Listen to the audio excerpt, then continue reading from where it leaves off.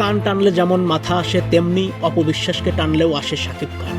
দীর্ঘদিন ধরে এই দুই তারকাকে জড়িয়ে নানান আলোচনা মিডিয়া অঙ্গনে। শাকিব খানকে জড়িয়েই নানা আলোচনা প্রাণ পায় অপবিশ্বাসের। সম্প্রতি ঢাকাই সিনেমার জনপ্রিয় নায়িকা অপবিশ্বাস জানিয়েছেন, ব্যক্তিগত জীবন নিয়ে তিনি সোশ্যাল মিডিয়ায় প্রমাণ দেওয়ার প্রয়োজন মনে করেন।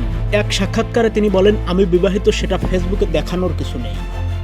2018 সালে শাকিব খানের সঙ্গে অপুর বিয়ে হলেও বিষয়টি দীর্ঘদিন গোপন ছিল। 2017 সালে ছেলে আব্রাহাম খান জয়ের জন্মের পর সেই খবর প্রকাশ্যে আসে।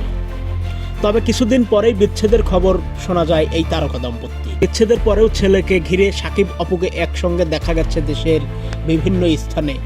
এছাড়াও বিদেশেও সময় কাটিয়েছেন তারা দুজন। বিশেষ করে বুবলির সঙ্গে শাকিবের সম্পর্কে দূরত্ব তৈরি হওয়ার পর তাদের সম্পর্ক নিয়ে নতুন করে গুঞ্জন শুরু। অপবিশ্বাস বলেন, ফেসবুকের মাধ্যমে যদি সংসার প্রমাণ করতে হয় তাহলে তো বিয়েরই দরকার নেই।